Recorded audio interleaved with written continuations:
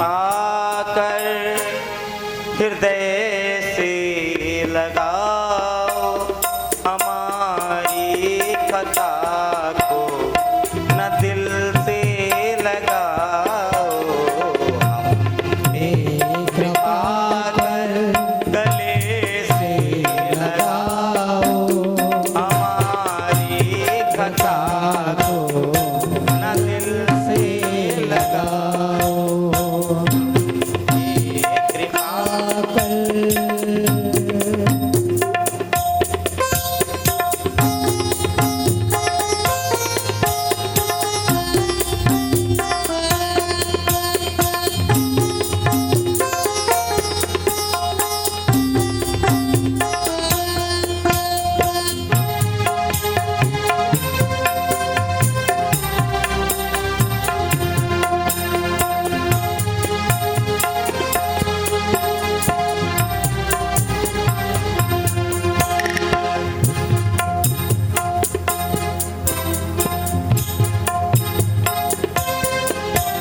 जमाने ने कितने सितम हम पे ढाए, जमाने ने कितने सितम हम पे ढाए, जमाने ने कितने सितम हम पे ढाए।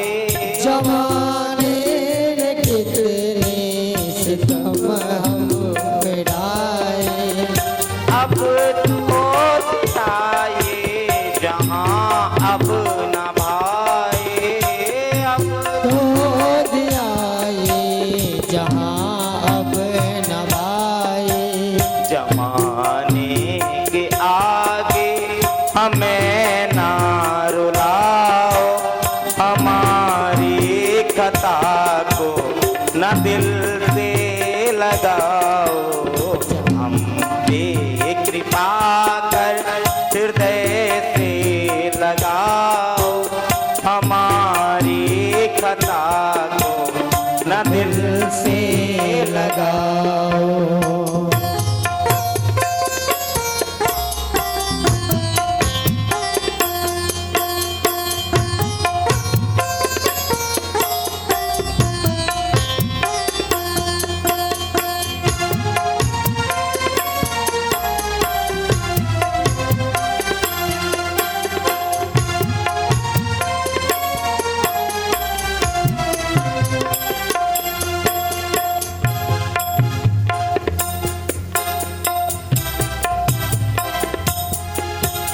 जमाने ने कितने सितम हम पे ढाए, जमाने ने कितने सितम हम पे ढाए।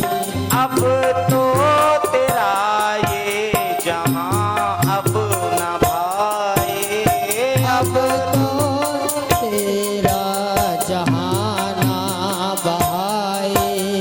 जमाने के आगे हमें ना रुलाओ, हमारी कथा को न दिल से लगाओ।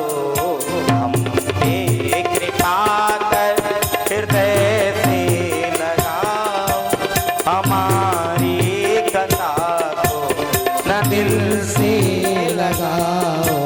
हमारी कथा को दिल से लगाओ।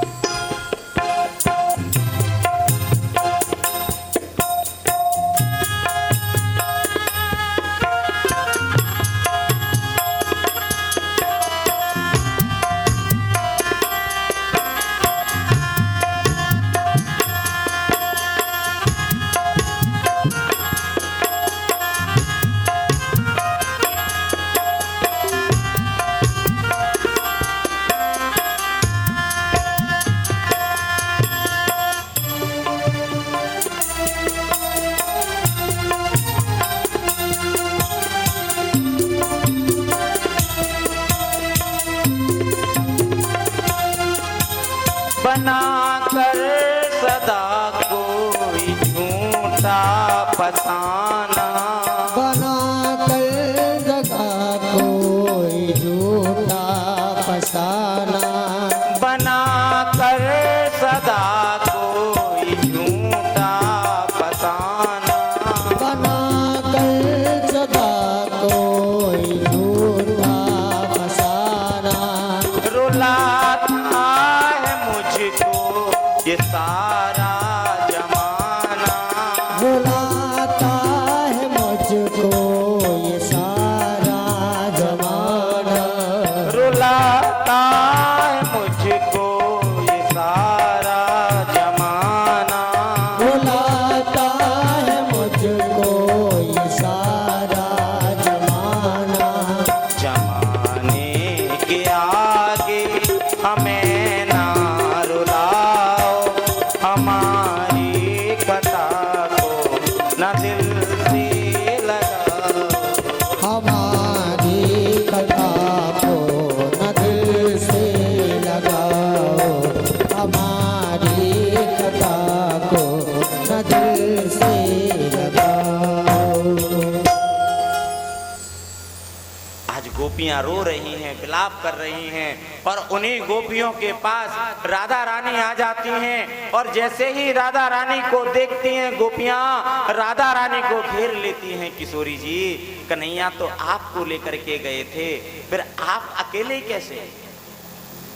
अब किशोरी जी के नेत्रों से अश्रु की धार बह चली।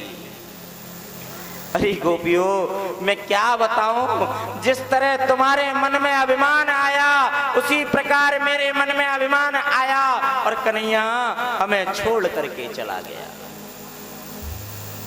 अब तो कोई गोपी कृष्ण बन गई, कोई गोपी पूतना बन गई, और कृष्ण बनी गोपी ने पूतना बनी गोपी को पटक दिया। अरे मैंने पूतना को मार दिया, पूतना को मार दिया, ब्रजवासियों का उद्धार कर दिया।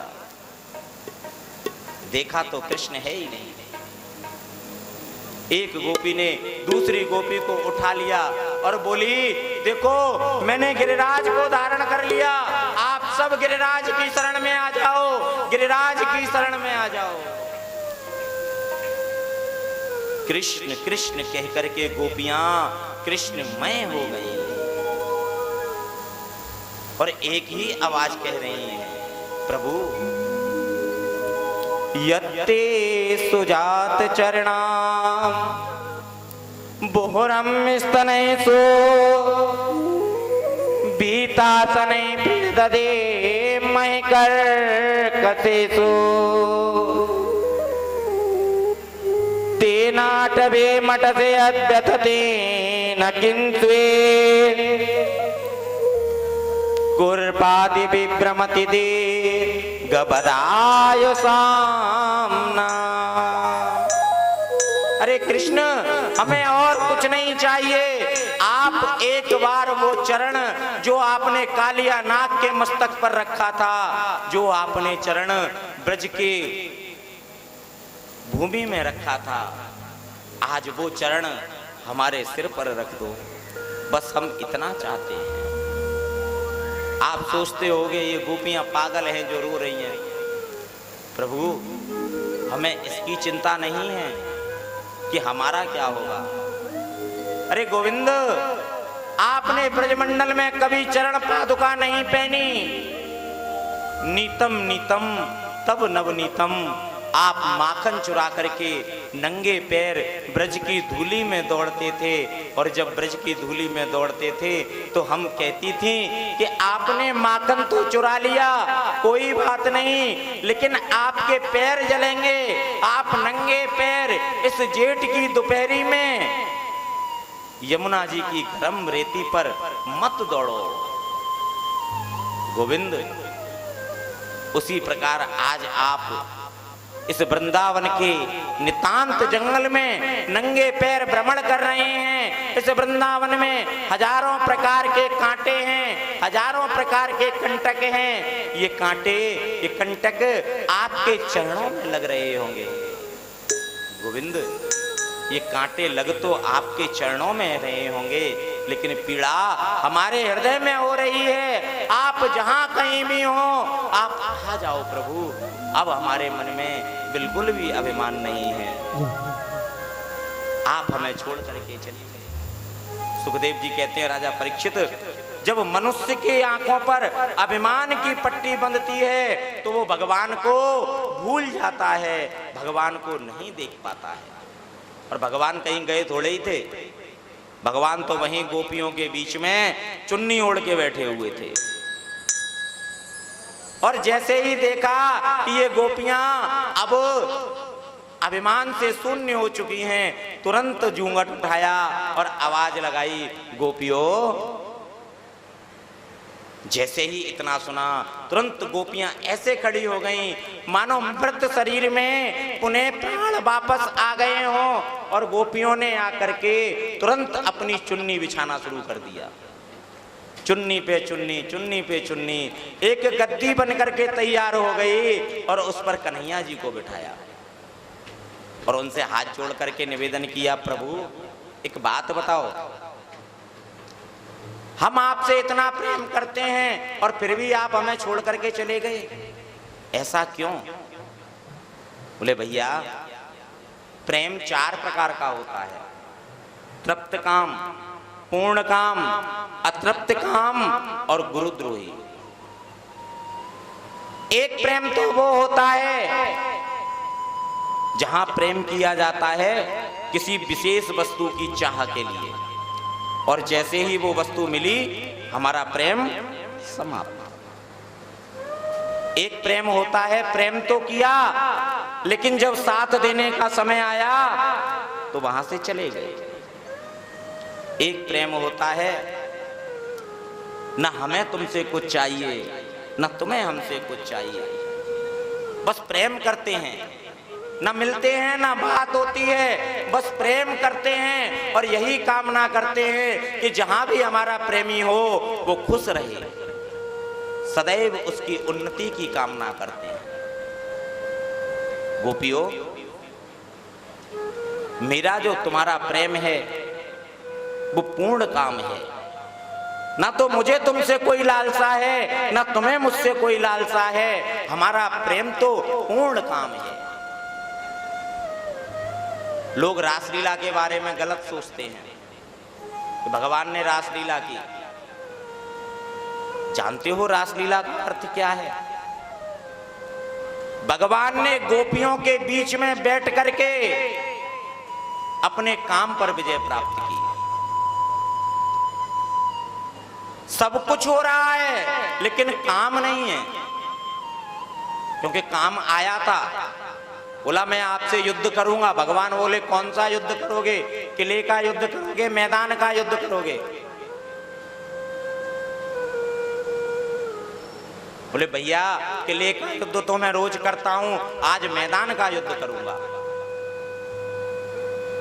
भगवान ने कामदेव को पकड़ करके उल्टा लटका दिया। बोले बेटा वृंदावन में उल्टा लटक करके रास कीड़ा देख। भगवान और गोपियों का जो प्रेम है वो वासना से रहित है, वहां वासना नहीं है। और हम भगवान पर दोष लगाते हैं। भगवान के चरित्र को समझिए। भगवान ने रास क्रीड़ा की काम पर विजय प्राप्त करने के लिए, और बताया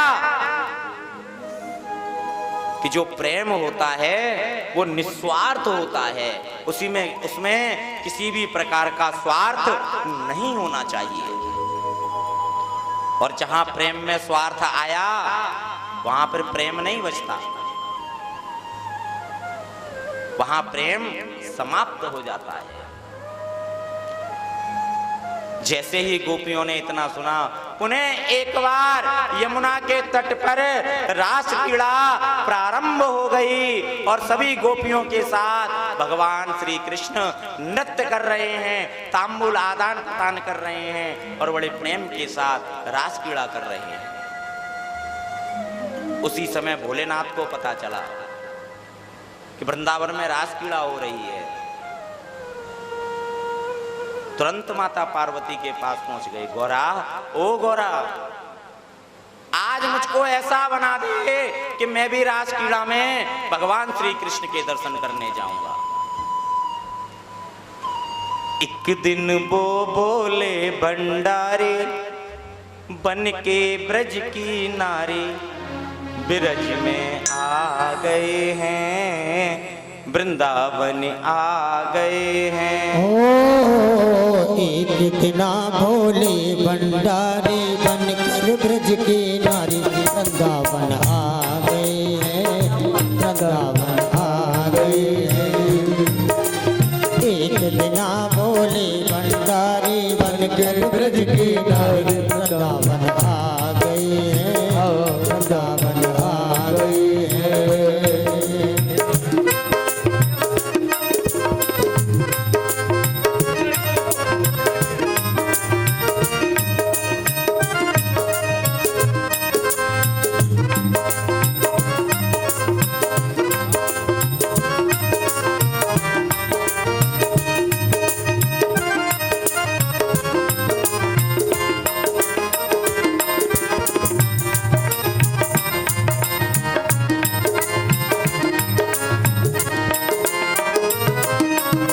पार्वती से बोले भोले, पार्वती से बोले भोले, मैं भी चलूँगा तेरे संग में, तेरे संग में। पार्वती से बोले भोले, पार्वती से बोले भोले, मैं भी चलूँगा तेरे संग में। राधा संग श्याम नाचे, मैं भी नचूंगा तेरे संग में।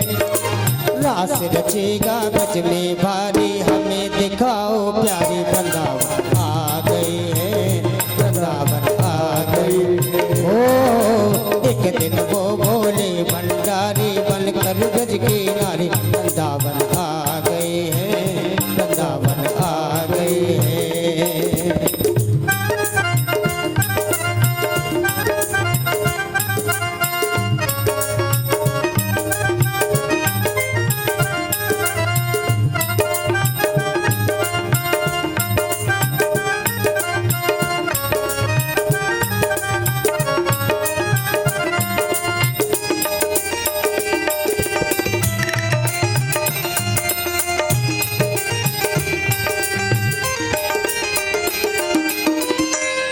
मेरे भोले स्वामी,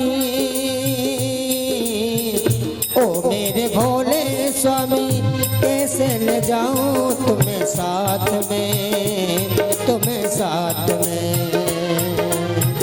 ओ मेरे भोले स्वामी, कैसे ले जाऊं तुम्हें साथ में, ओ मेरे साथ में। ओ मोहन के सिवा वहाँ, मोहन के सिवा वहाँ कोई न आवे महाराष्ट्र में, महाराष्ट्र में। और हंसी करेंगे ब्रज की नारी, हंसी करेंगे ब्रज की नारी, मानो बात हमारी, वृंदावन आ गए हैं, वृंदावन आ गए हैं। ओ एक दिन वो भोले भंडारी बनकर ब्रज की नारी, वृंदावन आ गए हैं, वृंदावन आ गए हैं। हो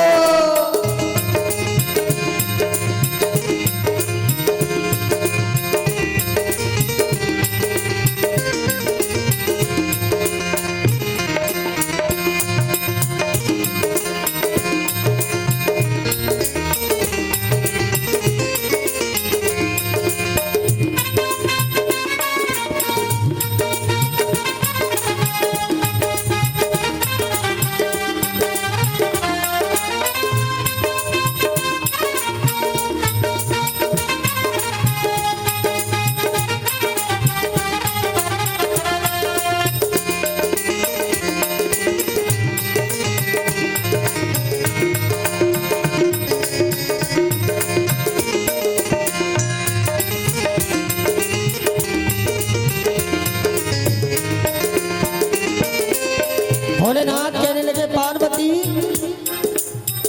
ऐसा सजा दो मुझे, कोई न जाने इस राज को, इस राज को होए। ऐसा सजा दो मुझे, कोई न जाने को, इस राज को। और पार्वती एक बात का ध्यान रखना, तुम्हें क्या कहना है? मैं हूँ सहेली तेरी, मैं हूँ सहेली तेरी, ऐसा बताना ब्रजराज को, ब्रजराज को। मैं हूँ सहेली तेरी, ऐसा बताना ब्रजराज को, ब्रजराज को। ओ मैं हूँ सहेली तेरी, ऐसा बताना ब्रजराज को, ब्रजराज को। और बना के जोड़ा पहन के साड़ी, चाल चले मतवाली, गोकुल आ गई है, गोकुल में आ गई है। एक दिन वो बोले भंडारी बन के ब्रज की नारी, गोकुल आ गई है, गोकुल में आ गई है। जय हो।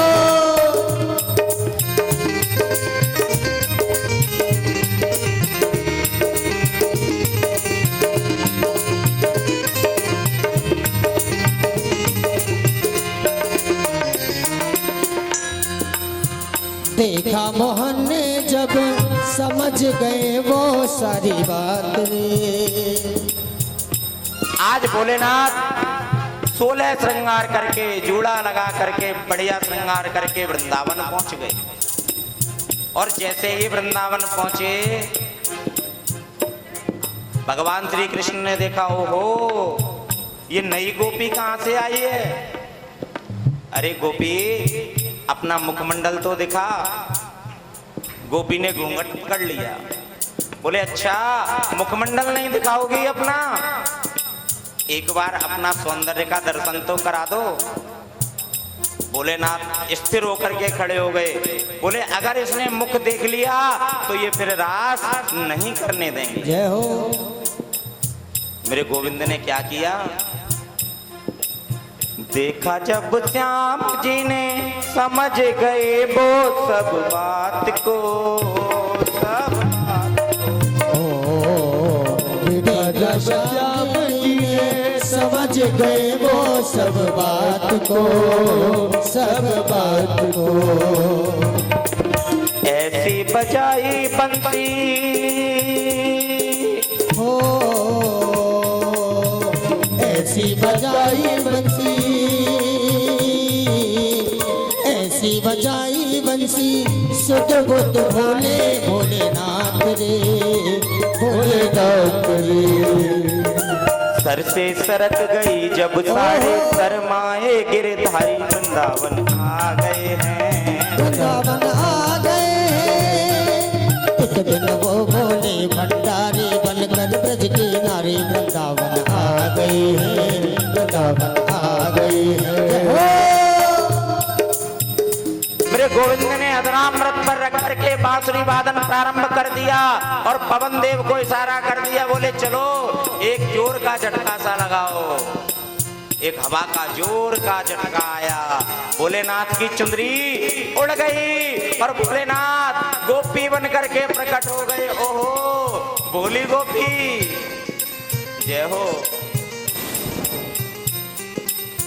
भोलेनाथ को देख करके हाथ जोड़ करके बोले बाबा अब तुम करो ब्रजवास और देखो मेरा नित्य रास।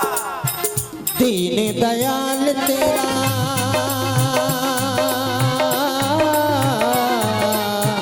दीन दयाल तेरा, तब से गोपेश्वर हुआ नाम रे, तेरा नाम रे। ओ मेरे भोले बाबा, ओ मेरे भोले बाबा, तेरा वृंदावन में बना धाम रे, बना धाम रे। तारा चंद्र कहीं पुरारी रखियो लाज हमारी, गोकुल में आ गई है, गोकुल में आ गई है। एक दिन वो भोले भंडारी बन के ब्रज की नारी, गोकुल में आ गई है, गोकुल में आ गई है, गोकुल में आ गई है, गोकुल में आ गई है, गोकुल में आ गई है। हे सावरे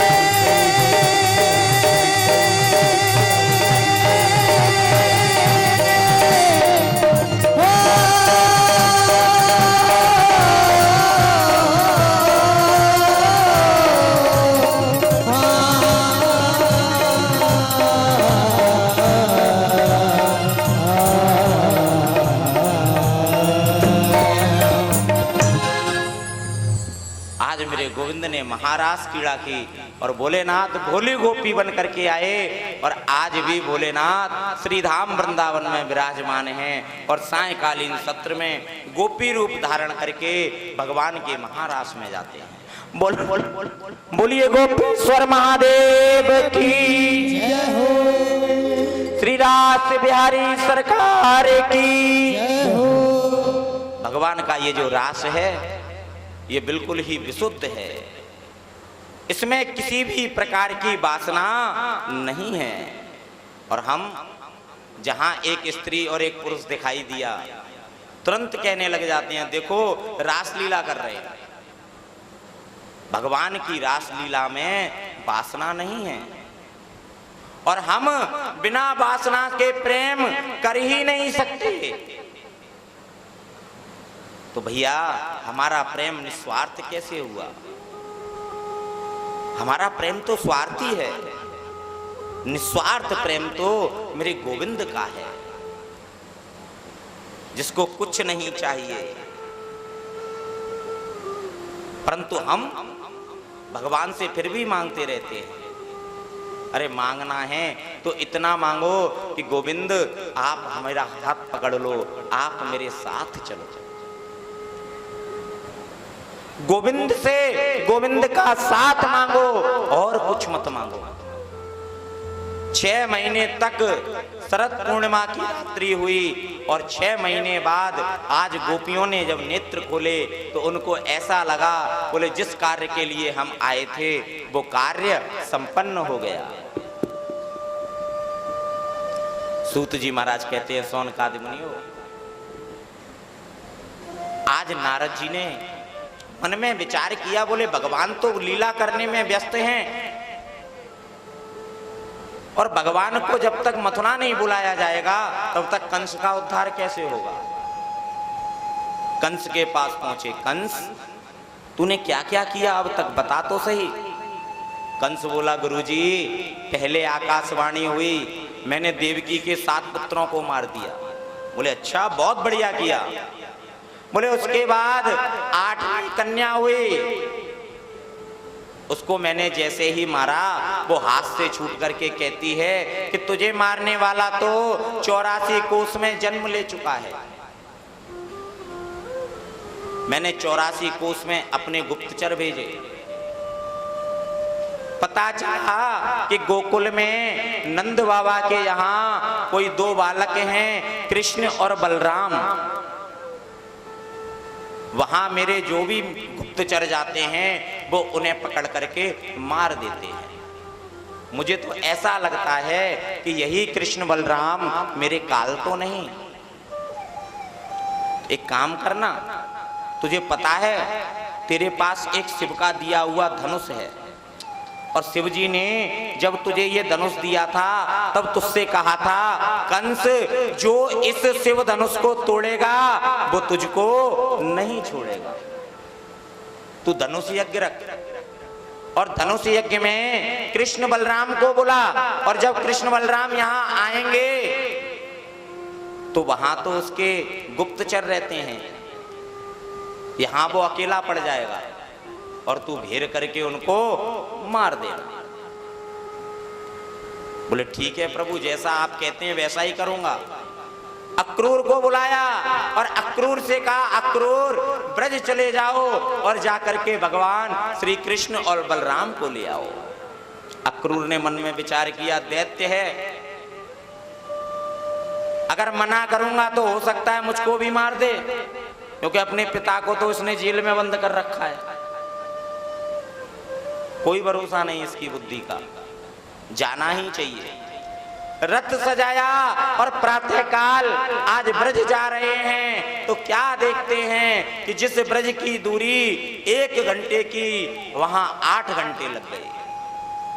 मन में विचार कर रहे हैं छोटे से बालक को लेकर के आऊंगा और कंस उसको मार देगा। सायकालीन सत्र में भगवान श्री कृष्ण गैया चरा करके लौट रहे थे, अक्रूर जी मिल गए। अक्रूर ने रथ से उतर करके कृष्ण को बताना चाहा। कृष्ण ने कहा काका मैं सब जानता हूं, तुम मेरी मैया से कुछ मत कहना। आज अक्रूर का रथ जैसे ही ब्रजमंडल में, गोकुल में, आज जैसे ही नंद भवन के सामने लगा, ग्वाल वाले इकट्ठे हो गए, नंद बाबा आ गए। अक्रूर ने कहा, ब्रजवासियों, कंस के मन में जो तुम्हारे प्रति बैर भाव था वो समाप्त हो गया है।